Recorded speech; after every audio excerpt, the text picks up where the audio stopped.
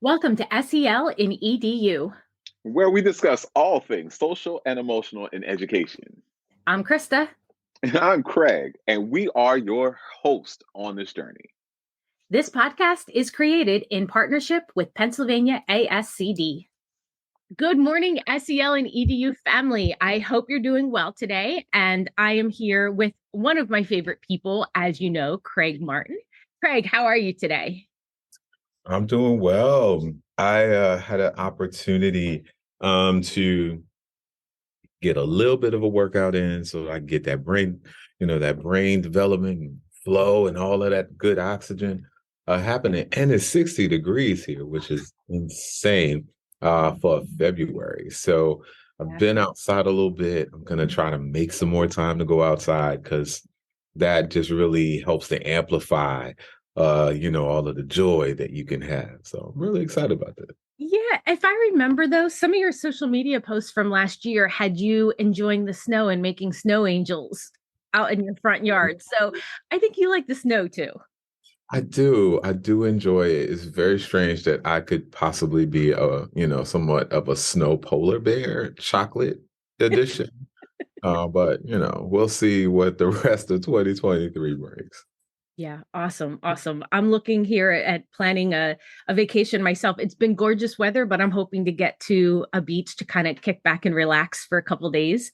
Um, I'm so excited about our guest today. I have known of and have connected with our guest over the last couple of years through the Pennsylvania Intermediate Unit. So those of you who are outside of PA, they're educational agencies that support the school districts. So similar to New York BOCES, that's kind of what we have. And so I am excited to introduce Dr. Michael Webb. Over the past 15 years, Dr. Webb has designed, coordinated, and delivered professional learning programs in the greater Philadelphia region and across Pennsylvania. He has served as a coordinator, administrator, and director of consulting teams at 2 regional educational service agencies, those I use. And Mike has developed targeted professional learning and systemic improvement plans with over 35 school districts and more than 100 independent schools. Before his work in educational service agencies, Dr. Webb taught French and Spanish in Southwestern and Southeastern PA in public and non-public schools. His favorite quote, I love this, is from Walt Disney. It's kind of fun to do the impossible. Welcome, Dr. Mike Webb. Thank you so much, Krista. Thank you, Craig. I'm really happy to be here today. That was a great introduction, by the way. Thank you so much. It makes me sound awesome. You are awesome. Yeah. For those who don't know, I sat in on one of your sessions at a conference last year. And I don't think I've ever had more fun, taken what I think are more valuable notes for myself, and had a chance to connect with other people at the tables.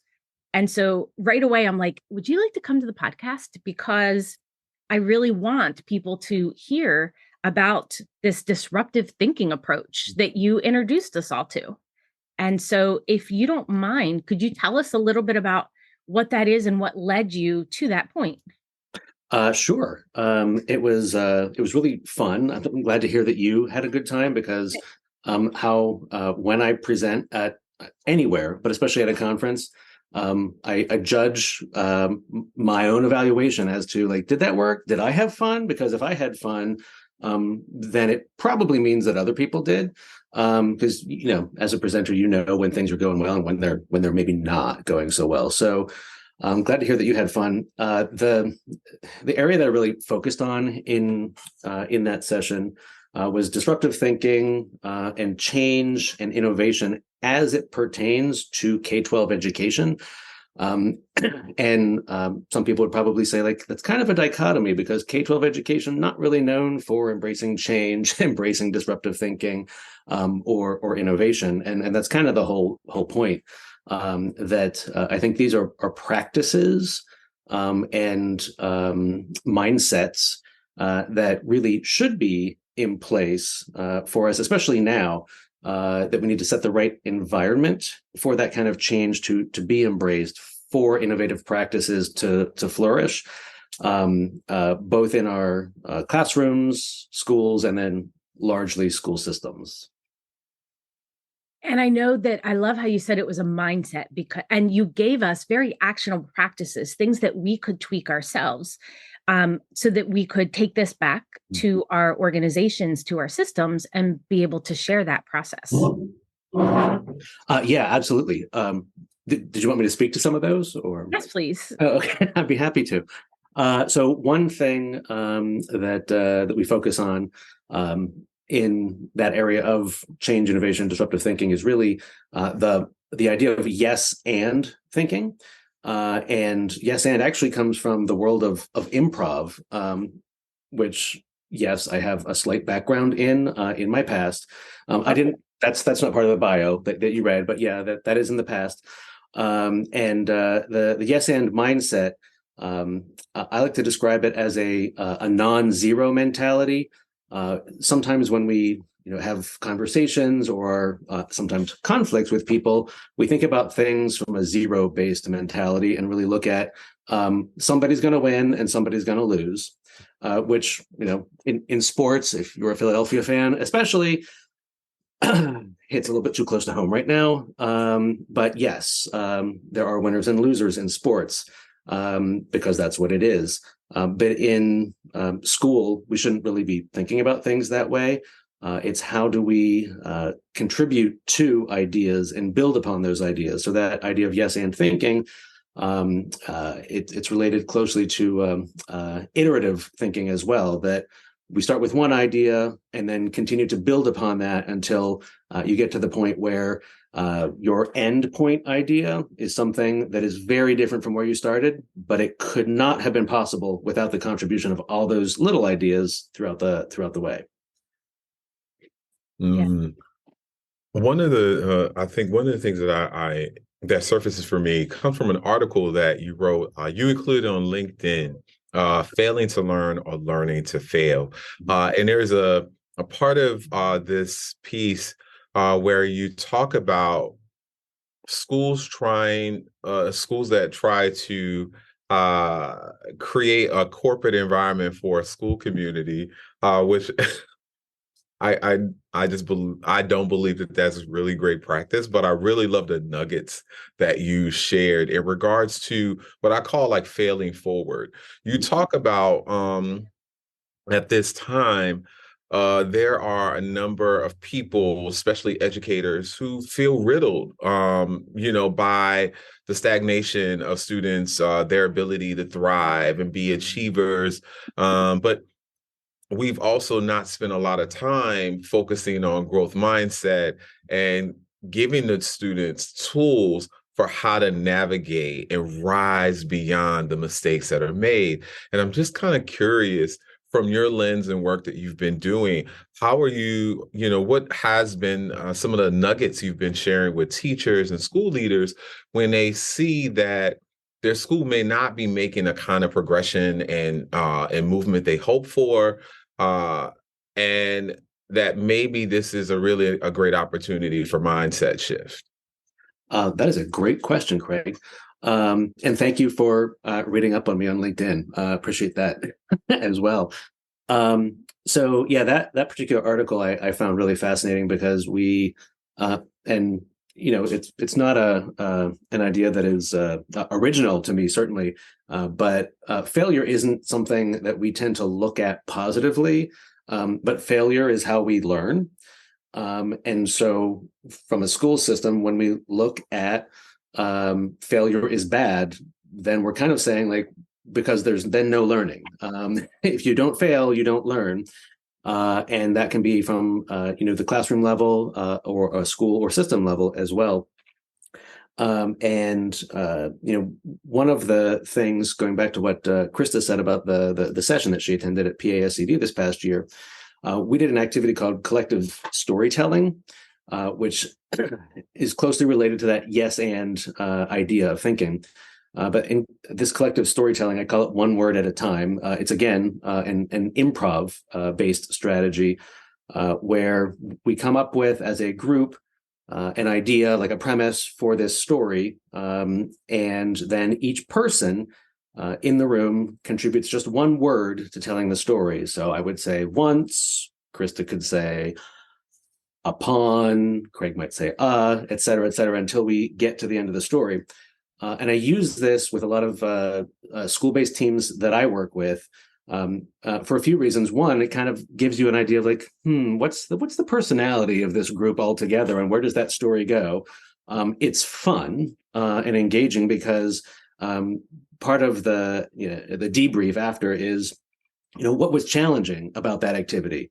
Well, nobody knew where you were going, and so that speaks to the idea of like we need to have a common vision at the end where we as a school system want to move. But then what's also equally important is you need to actively listen to everybody in the room. Everybody's voice is heard, everybody's contributing. And instead of one of the golden rules, yes and is the golden rule of improv, that you go with what came before. You can't knock down and say no, but that defeats the purpose. The idea is building on the contributions of others. So when we do a debrief after that activity, it really comes out how much like the engagement of everybody. Again, number one is it's fun, it's good, it's better when everybody is engaged and included, and everybody contributes to that overall vision of where the story ends up. One of the things that I wrote down was the power of the debrief when you're having fun in educational situations. And I think that sometimes people are like, oh, well, that was a fun game, but I'm not seeing how it's related. And I feel that processing, that debrief is what takes that fun activity and transforms it into a learning experience. And especially at the secondary levels, in my experience being a secondary teacher, people, well, we don't have fun. Learning's, we need to do this. And one of my mentors, Tom Stecker, said, well, if you don't call it fun, call it full engagement. Because when people are having fun, they are fully there, present. And you can tell that by what you said with the active listening and building upon what somebody else said to make a cohesive story, no matter how off the rails it goes. Because I don't know if you remember ours, but it was hilarious and in some crazy direction that was engaging and fun and really kind of filled our buckets and lifted our spirits in some ways. Yeah, and that's really the part of the point is to show, I think, what you just said, that fun can both be, yes, fun, entertaining, engaging, but also with a point. And that's why I think that the debrief part is really important, because it's easy to have the fun, but then sometimes we get somebody who I have followed for a long time, many of us have, Jay McTighe. I was recently able to attend a session with Jay, and he was talking about his curriculum blueprint for leading modern learning. And he was relating an analogy of a quilt. And maybe you and some listeners have heard this analogy before, but the quilt, a quilt is made up of so many different stitches. And when you look at just one little piece, you can see like, oh, that's a nice little design.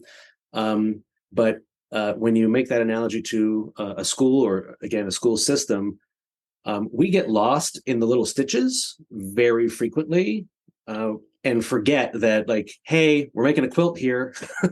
And so I think to me, like kind of what you're just saying, the debrief is like, hey, there's a quilt here that we're trying to put together. And if we only focus on those stitches that go in, like, that's not going to really keep us warm. That's not going to serve the purpose that the quilt is meant to fulfill.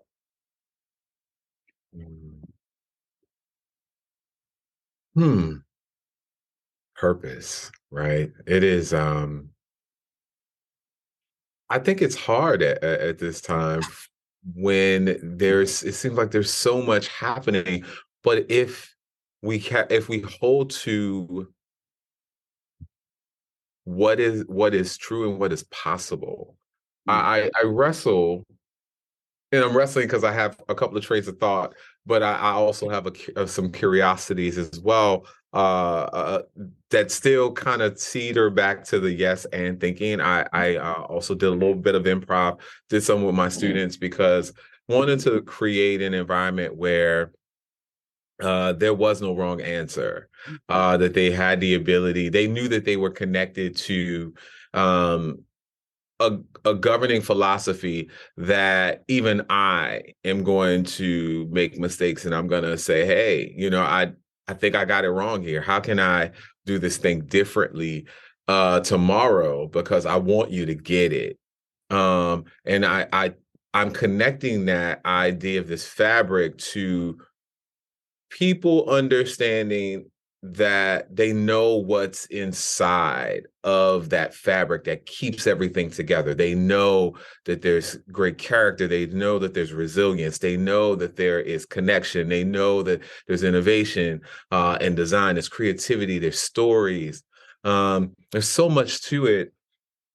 And there can be more that can be used to broaden, how we see the world. And I know it may seem like I'm just kind of out in left field. I'm gonna land momentarily because I seem like, okay, I'm going out in places that I just need to bring it back.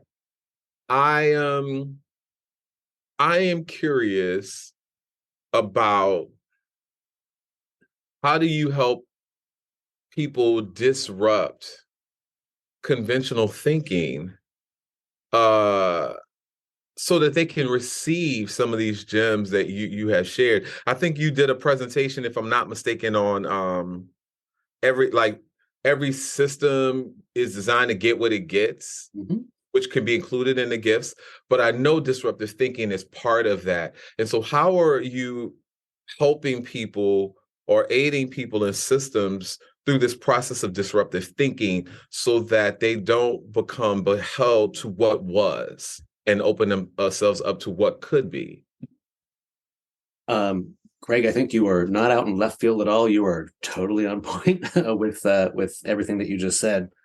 And right down to what you said you've been using with your students, the improv techniques, improv as a whole, but especially some of those, I call them comfortable, low risk activities like collective storytelling. It's just one word at a time. Everybody is able to share just one word. But even that helps to encourage an environment of risk taking, because that's kind of what it's about when you're trying to set an environment where disruptive thinking and innovation, innovative ideas can be nurtured and grown. People need to feel that they're in an environment where, like you said, and I say it all the time too, there are no wrong answers. When we look at math, where we typically think, hey, there's a right answer and a wrong answer, like, yeah, except there's more than one way to get to the right answer. And so I think that's something that I try to encourage in anybody, any group, team, school that I work with, that there are different ways of thinking and different ways to participate. But everybody's voice being heard and being part of this is the most important thing to bring those innovative, disruptive ideas to fruition. And as crazy as ideas you might think, people sometimes are embarrassed that I don't want to say that because that sounds ridiculous. And that's part of the point of those crazy stories that Krista was talking about. Yeah, they're completely ridiculous. And the crazier, the better. Because there are no wrong ideas. There are no bad questions. The more that you can encourage that environment, the more that I think people feel that they can contribute to those ideas.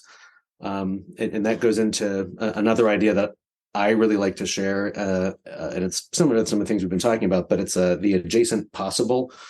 In the adjacent possible, it was a concept popularized by Stephen Johnson in his book, Where Good Ideas Come From. The basic idea is that things start with one idea, and then when it gets shared, and that's the key part, when it gets shared, then somebody says, like, oh, that's a good idea. What if we did this? And then that gets shared again. And then what if we did that?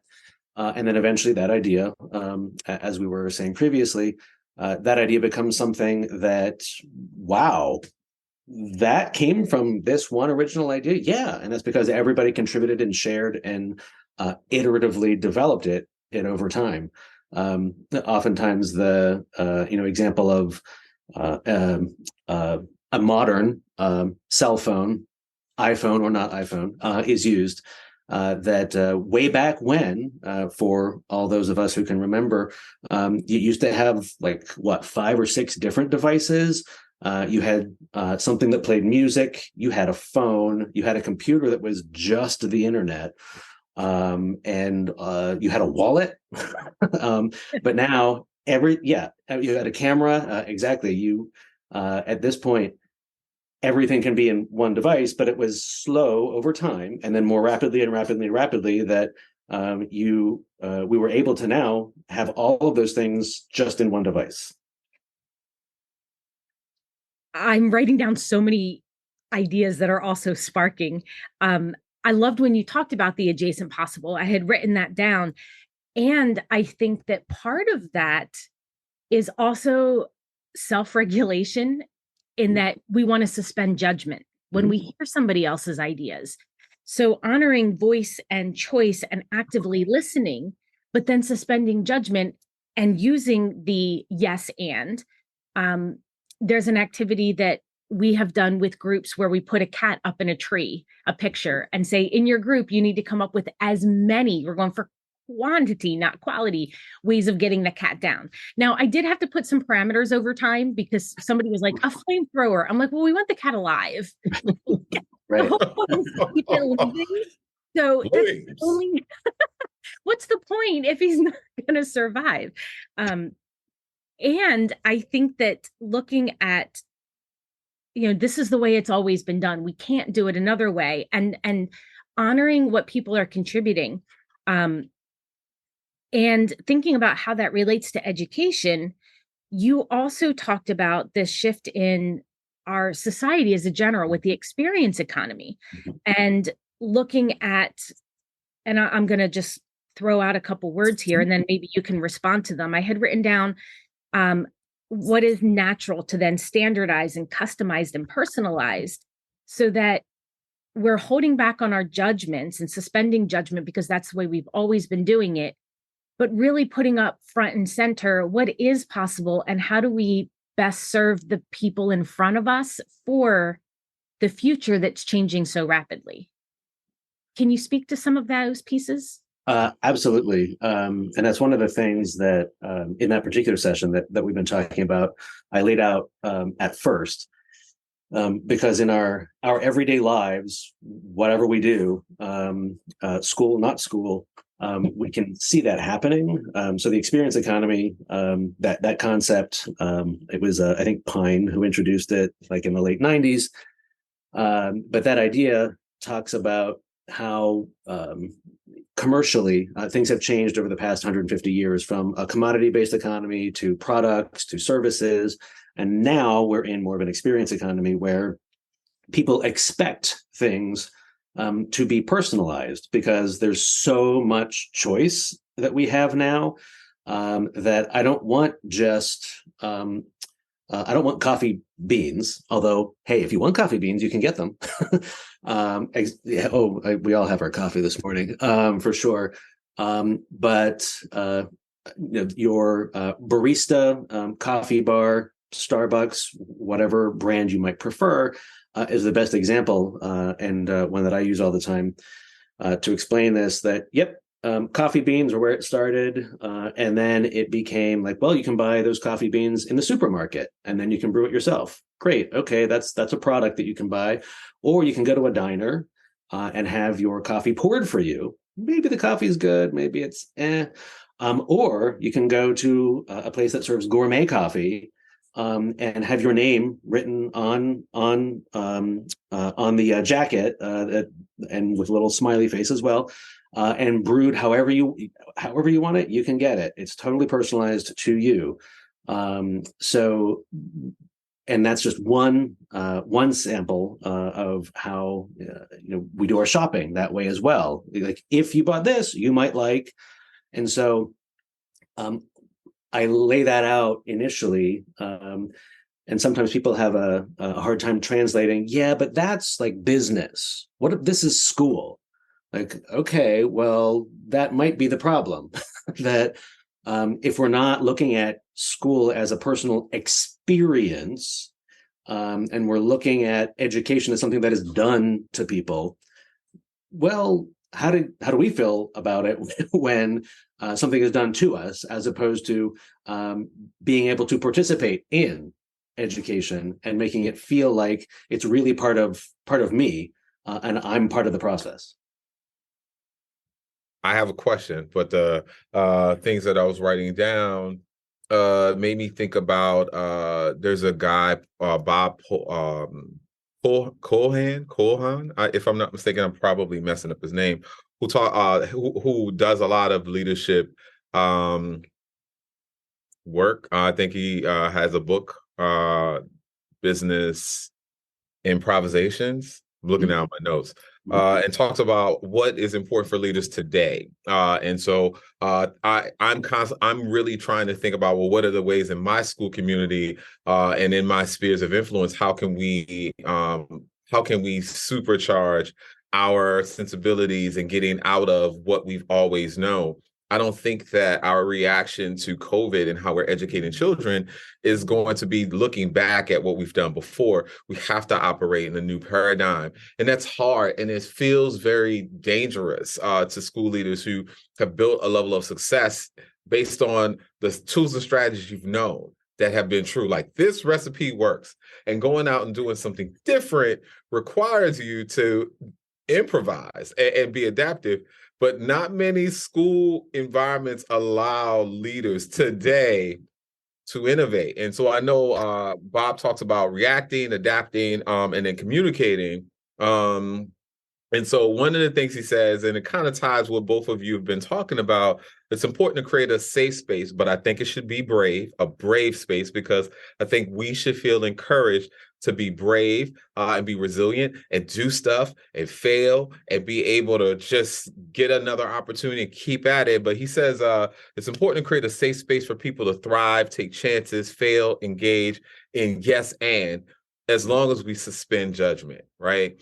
And so I'm curious whether or not Google, like an industry like Google, how do they create the spaces for that? Since we're talking about it from a business context, but how could I do this in like a genius experience with young people? So like I know we talked to maybe one of our guests was like Jessica Holloway, who might have talked about Genius Hour, or Abby French, if I'm not mistaken.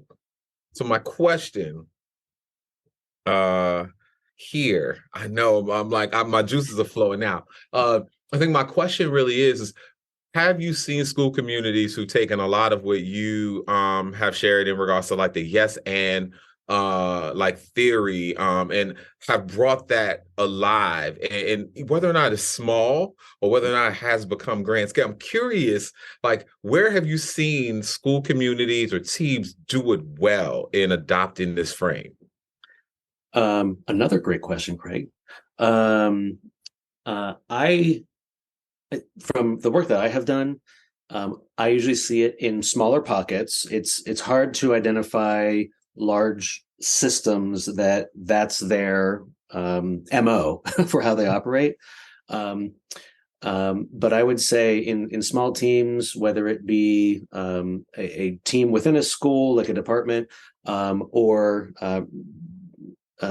practices that certain teams might embody. So where I went, as you were asking that question, was those things are all scary. Like when we talk about disruption, when we talk about innovation, when we talk about change, nobody really likes change because the status quo is comfortable. Like, even if it's something that you think like, this isn't the best for me, but it's what I know, that it's comfortable and it's hard to change. So again, I refer back to like a big key to making any of this possible is setting the environment where people feel, everybody feels that they're part of it, that they can participate, not just be at the table, but speak at the table and contribute at the table. And that like hey, maybe they'll say something that is like, wow, that's an idea that maybe we could get to in like 100 years. But if we ever want to get there, we got to start somewhere. That there are no ideas that are too big, and that every idea is a good one. And one thing that I think about that is definitely true is the more that any team, but especially a school team, even down to just a classroom environment, can focus on the idea of working within ambiguity. That's where, improv is like, we don't know where the story is going. We know who it's about and maybe what they were doing, but you never know where that story is going to go. That's part of what makes improv funny in the end, because you don't know what's going to happen. And when you look at if school is supposed to prepare people for life, a more authentic way of doing that is thinking about like, there probably are books written about like, here's how to, live a good life. But let's say there's no textbook that spells it out. And we're all figuring out things as we go. And a lot of being able to navigate things is working within ambiguity and identifying like, okay, I've never faced this situation before, but like I can piece this together because I know this, and I know that I can contribute, I can participate, I can do this and maybe take that risk that will put me in a better spot. So I don't know if that answers your question, but that's exactly where I went when you were asking it. Yeah, the reason why it feels like it's germinated for me, like I tried this thing a couple of years ago called Shark Tank. So I was like, I would love to pilot a Shark Tank right here at school. And very lowbrow, like does not require you to do something really, gregarious in nature. Like you have the ability to say, hey, I would love to pilot this idea. Here's some seed money for it. Here's what we can offer in regards to technical assistance. We want to ask some really good questions and see you birth an idea that can be value add to the community. And so I've always heard people like, well, what if we had this? And what if we had that? I'm like, cool, we're going to run with this idea. And I had like the little fish with the little shark hat on, like the little goldfish. I love that little goldfish with the little shark hat on it. And it's like, making this, and I'm like, it's your small ripple that could be incredible for the entire community, but let's try it. And so here, in conversations, everybody's like, yes, yes, yes. But then when it came like, here's the application, which is like, what is your idea? What do you need in order to be successful with this idea? And when would you be willing to share just your conversation, your story of what you learned in actually kicking out this idea and drawing out this idea? And people were shell-shocked. And we didn't have a lot of people actually, opt in. And I'm like, I'm trying to understand, well, what do we need to do differently for people who said, yes, Craig, this is great, but now here's the tool, here's the mechanism. And they're like, I don't know. I am ready for this. So I think that's why I'm wondering, like, who is doing it well, or what pocket tried it? So I can say, hey, we might try this idea again. I would love for you to check out X, see some teachers, see some other people who are, very much like you in many ways, but took an idea and they saw something magical happen. And does not require a lot of stuff and tools and all of that. Just try it. So that was what my idea was, but you definitely help answer it as well. Yeah, and I would add to that, innovation, all those words are scary. Innovation sometimes has that connotation of being like, I'm not innovative, because innovative is like Google or Apple. Like, sure, yeah, that's not untrue. But innovations, if you really study like disruptive innovation, there's big disruptive innovations, but then there are also incremental innovations. But those incremental innovations can really mean something to people. Like when you talk about a classroom and Shark Tank, it can be like maybe a small idea that helps a classmate somehow. And think about like, well, to that classmate who was just helped by another classmate's idea, like, what does that mean? And what does that say about your classroom environment then, that like you've cultivated that type of environment to allow for that to happen, whether it's big idea or small idea. That like no idea is really a bad idea when it goes to the purpose of helping someone or creating something new that will help multiple people. One of the things that I wrote down that was reiterating what Mike, you had said at your conference session, and Craig, you just brought up again, is looking at an easy entry point. And Mike, you called this earlier, like low risk, like the question starter of what if we, and generating a hypothesis. And so both of you've said that. And I think that that's a fabulous sentence starter, because it's not saying I think we should, or how about like, but like, what if we did this? Because it's just popping something out there. And that, again, I wrote down what you said, Mike, feeling that they're a part of it. And Craig, you said birthing a value add idea. So I'm in a school district next week. We're looking at how we're building our confidence and competence around what is SEL and infusing it into our classroom. And the next step is, how can we expand this to and increase investment and capacity with other staff members? And I mean, I'm coming in and I have some ideas, but I know that if I give opportunities for that group of people, they're going to come up with better ideas. And I am saying better because they're in that system. So they're familiar to a degree with what could work more easily and understanding the structure and the culture more so than me. And I'm thinking about starting with like, what if we, like a sentence, and then here's our goal, and let's just come up with as many quality or quantity over quantity. It can be as outrageous as you want, but that could be something that builds off of something else. So 2 and 2 doesn't equals 4, it equals 5. And now we have a new approach to something to try with that failing forward piece, because it's not really failing if it gave us a new idea and a new approach to tiptoe into. That is a great example, Krista. And I love when you have those opportunities to work with a team to think about, sometimes you might call them brainstorming. I try not to use that terminology because it sounds like, okay, we're just going to lock ourselves in a room and then the people who are the loudest are going to share ideas. And then people will either say like, I think it's a good idea or not, or they won't say anything at all. And so when I have the opportunity to work with teams around similar types of projects, I look at it as especially when you're a facilitator coming in, context matters a lot. And so the people who are in the school, in the space, in the organization are the ones who will know that organization the best. On the other hand, sometimes when we're part of an organization, we're not able to see things from the outside. So I think it's great to be able to bring in ideas from the outside that maybe you're not able to see, but in such a way where, hey, like we're going to engage in this together, and I'm not entirely sure where it's going to end up. Because that's the best place to be. That if you work with a group and then you say like, well, here are the ideas.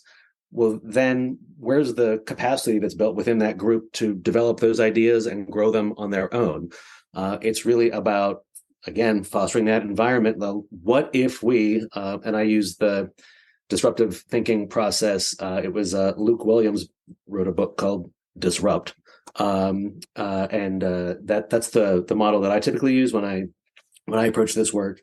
And he looks at like, okay, what's your problem that you're trying to solve or opportunity that you want to take advantage of? And then thinking about, he calls them cliches. What are the cliches around that problem or opportunity? And then, if you're thinking of ideas, you should always start with that sentence starter, what if we? And you can think about things that maybe you would take away from that interaction, that you could invert, think about it, in a backwards way, or that you could exaggerate in its scale. Those are the three ways that he talks about an easy way, easy access, entry point for people to like, hey, think about it in these ways.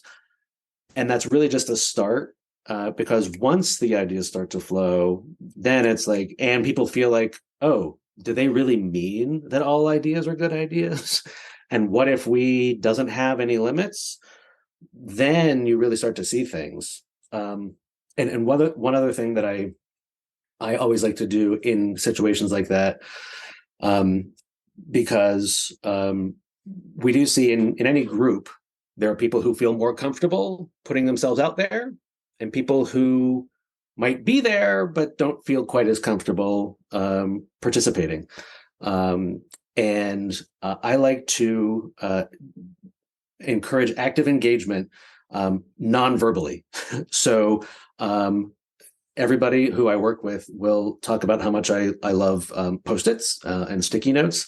I travel with them. I use them in virtually every meeting that I have. And yes, very handy, but more importantly, it's really easy to, okay, put your, like, all questions, all ideas start with what if we. Put one idea per sticky and then stick it up on the wall. If you have 5 ideas, great. If you have 50 ideas, great. Put them all up there.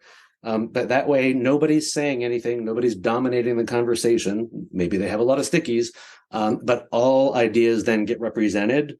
And you can then very easily see visually where's the thinking in the room, because oftentimes people do have similar ideas. And then sometimes there are those maybe like breakthrough, like, wow, I never thought of that. Let's look at this one. And then you talk about what's feasible, what's of high value. And then if you have that intersection of this one's really valuable, depending on how you determine value, and this one's really feasible, like, well, there you go. I feel like I need to pay you a stipend for professional learning support right now, because I can't tell you how many ideas I have written down and I'm like, oh yes, this fits. So feel free to mail me the bill. Extend this. Again, this was just, I just walked away from your session like, oh my gosh, this is like a really actionable piece and makes sense. And we need to do more of this in education. And so I'm grateful to you for sharing that and your willingness to, for free, share this on our podcast. Absolutely. The more who I think, and Craig used the word brave, because it is brave. You have to be a little brave. And, there's two sides where we have to allow people to be brave and make sure that our environments, wherever they might be, are places that encourage bravery. And then, hey, if there are mistakes, say like, okay, keep going, try again. Not a big deal. That's how we learn. Because if we do that, then, I think education will have a bright future if we can foster that kind of environment. Yeah. As we come to a close, there's so much more, but I'm stay focused. You've shared a lot of gems. Krista is, really excited, and I'm sure scores of our other listeners are, willing to, extend some Venmo, Cash App, PayPal, action way for the gems that you have bestowed upon us. What do you consider to be your superpower at this point in your life? Oh my gosh. Wow, totally wasn't prepared for that question. And it's another good one. I would probably say openness, because I feel openness and a willingness to look at challenges, which then include like change, as opportunities. And I guess they're all kind of the same thing, but that idea of if you have an open-minded, a mindset of being open, then when confronted with how am I going to do this, whether it's ambiguity, working with ambiguity, whether it's a change, sometimes we're the ones enacting a change, sometimes we're participating in a change, sometimes we're on the receiving end of like, that's a change that I wasn't planning for. But trying to look at like, okay, how can I look at this and reframe? Because so much of our mindset is based on how we initially receive it, but then how do we process it and think about like, this isn't good, but what if I, back to that what if thinking, look at it this way. So if I had to pick a superpower, maybe I would pick that one. And I add in that when Castle redefined their SEL skills in October of 2020, they added in curiosity and open-mindedness under responsible decision making. And some of the more recent international reports have listed those two as the biggest skills that are going to help our students be successful in the future. Yep. Pretty powerful. Yeah. So, Dr. Webb, how can folks get in touch with you? What is the best way to stay connected and continue to glean all of the wonderful giftings you give the world?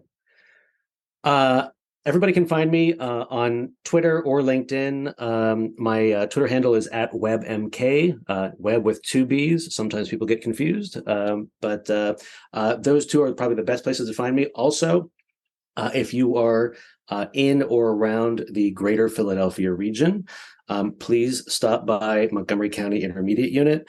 That's a shout out to all of my Montgomery County PA friends and colleagues at MCIU, and also at all educational service agencies across PA and the US. Please be in touch. Love to talk more about the kind of work that we do. Awesome. All right. SEL and EDU family, it has been another great conversation. We just keep doing it and you keep coming back. We're really excited. We have Dr. Mike Webb, who's here, who just poured a question that I'm going to be thinking about. Yes, lots of notes. Question that I'm going to be thinking about deeply really is also connected to this podcast, Coaches Rising. And there's a gentleman on one of the latest ones who talked about, his name is, I think, William Tolbert. He says, in reaction to some of the questions that we're having as a community, as a broader education sphere, the question that will stir for me is, am I entering a situation with conclusions or questions? And so that's what is sitting in my spirit. I want you all to think about it as well. But until we come back, SEL and EDU family, we want to make sure that whenever you hear this, that you continue to hold yourself and all of those you hold dear, keep them tight, and continue to live and breathe and innovate, all in the light. We love y'all. Y'all take care. We will talk to you again soon.